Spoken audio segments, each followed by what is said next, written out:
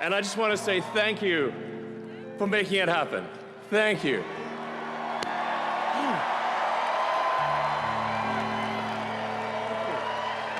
My heart goes out to you.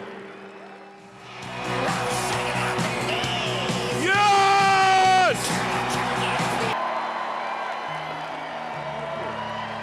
My heart goes out to you. Have you heard the latest with Elon Musk? The owner of Twitter says that US media and schools are racist against whites and Asians. He was commenting on Dilbert creator Scott Adams and his very racist tirade, saying that, I'm not even going to repeat it. I can't. I don't want to get in trouble for repeating what Scott Adams said. If you want to know more, you can search it out for yourself. But I do want to address what Elon Musk is saying, that the media and schools in the United States are racist against whites and Asian people. I don't think it is. I don't think they are.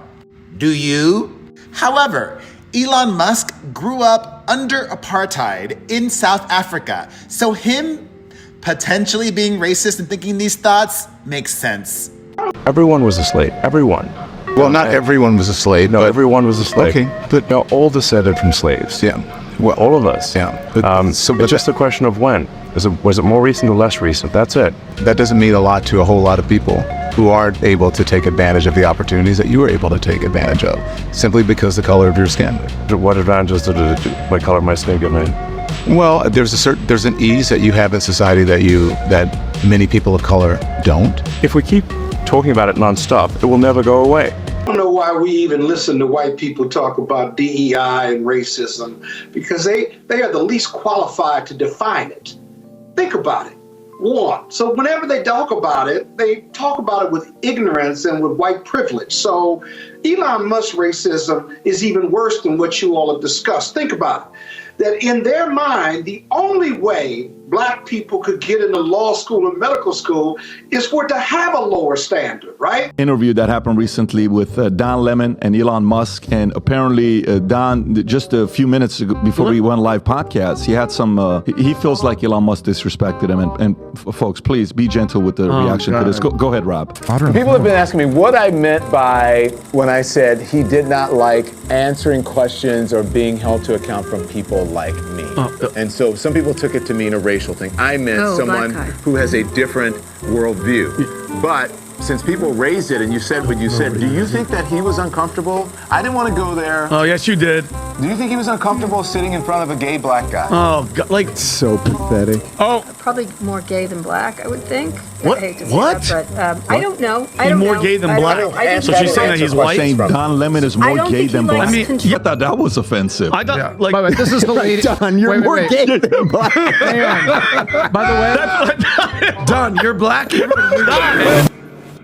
Tesla was sued by the state of California for race discrimination. Black employees are alleging a segregated workforce where they're subject to racial slurs and racist graffiti in the office. And Tesla makes its employees sign an agreement that they'll resolve these disputes in private arbitration instead of public trials. Do you think the state will take Elon Musk down? And is this why he moved his headquarters from California to Texas? This is a remarkable sort of measure of how the world has turned, that a nostalgic product of apartheid South Africa, Elon Musk, whose grandparents moved there after the Second World War. They were in the Canadian Nazi Party, his maternal grandparents. They moved to apartheid South Africa to be with people with whom they felt at home. A family legacy that he's not repudiated. That his mother very much carries on. If you've sort of caught her at all on TV, she turns up both sides of the Atlantic. She's a alt-right sort of unapologetic exponent of what her son is also pushing, and his algorithm is also promoting on his social media site. And this is far-right politics, hatred of multiculturalism. What he said to the AFD rally that he addressed in that sort of Orwellian big screen, his face comes up and he says, you should no longer feel guilt for what your grandparents or great-grandparents did. It was very clear what he was talking about in a speech that attacks immigration and multiculturalism. The idea that different races cannot live together. This is not something we should just dismiss as the sort of bloviation or the trolling of a sort of Silicon Valley tycoon. This is the sort of shadow president of the United States. And Trump doesn't contradict him, and sometimes Trump echoes him and amplifies him, and vice versa. I cannot stress the newness of this, and the ominous, so the tone of menace to this is very real. And it's being noticed, all around the world, including in allied countries that thought they were allies of the United States and are now beginning to wonder. I need you to see this. Elon Musk is spreading a very specific kind of racism on the internet right now. Elon started retweeting some of the most prominent race scientists, and there was nothing. No one, Chuck Schumer met with him after that. He is the sort of patient zero for a lot of stuff right now. Elon seems to really like this account. They've gone by a few names on the platform, but they share extremely racist content that argues that Black people are innately intellectually inferior beings. We actually settled this debate generations ago, but Elon Musk is helping to bring it back. Meet Louis Agassiz, a Swiss-born American biologist who believed that the races developed separately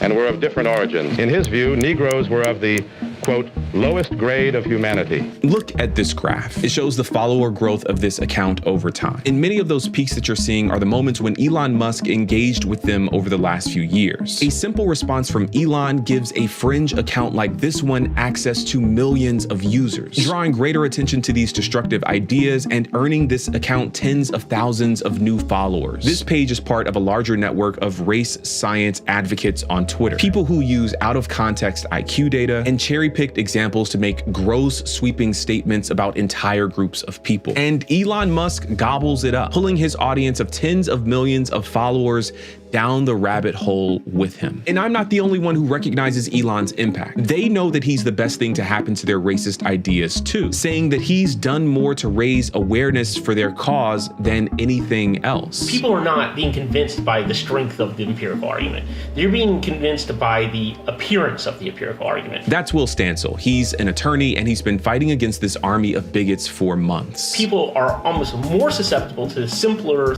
charts with race and IQ than they are to the really complicated stuff. The simple stuff, they can look at the chart and there's a line, there's a line that says Black Americans and says IQ 70, white Americans IQ 101, and people go, well, that's it then. This is the most basic statistical error of the book, is the correlation doesn't equal causation.